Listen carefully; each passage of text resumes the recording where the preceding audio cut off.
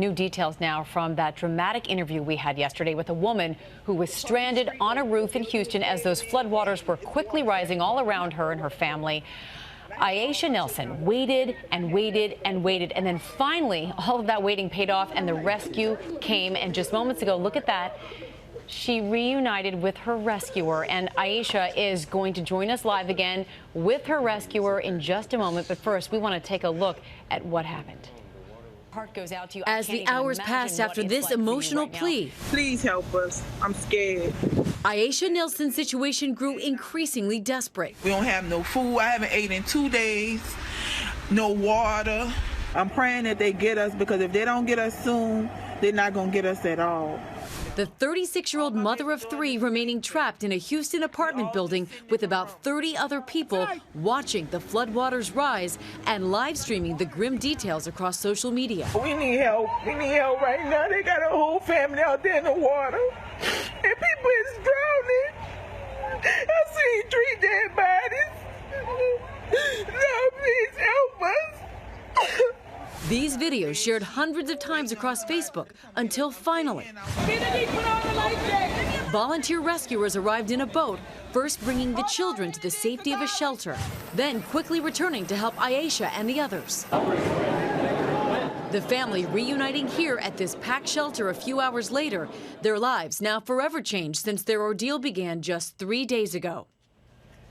And joining us now is Aisha Nelson, along with her sister Melissa Nelson, and their rescuer James Murphy Jr. Thank you so much for being with us. And Aisha, when we last spoke to you 24 hours ago, you were desperate. Tell me how you and your family are doing now. We are grateful. We are grateful that we was able to get out of that water. I wouldn't wish that on nobody. It was so scary because you just didn't know when help was coming, and finally help came in the form of James right there. So James, tell me what happened, how you came upon Aisha, and what the rescue was like. Well, basically, the water, in order to get to them, we tried a few boats. The boats, it's very dangerous. The currents were very strong, as you can see in the videos. It was a big risk. And we just wanted to basically get them to safe grounds. First, we had to screen the entire property to actually know what we were working with. So, with that being said, the currents is just strong out there. I want to just wish anyone that's in this water to be safe and be aware of the currents. The currents are very strong out here. Yeah, you can see that in the video, just how fast that water was moving and how quickly it was rising. Aisha, can you describe the moment when you saw that help was here and that they were going to be taking your children and your family to safety? What was that moment like after so many hours of not knowing? I was so emotional. I couldn't hold back my tears. I was crying. I was so happy to see my kids getting on that boat and all those children we had with us getting on that boat. I don't know what I would do if James and a Cajun Navy, and there was another set of volunteers, Robert Rojo.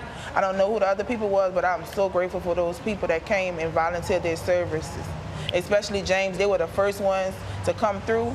He came through with a boat and he passed us up first, and we were hollering, and he said, "I'll be back for y'all, I promise," and he kept his word, and I'm forever grateful for him. Oh, I don't know what I would have did.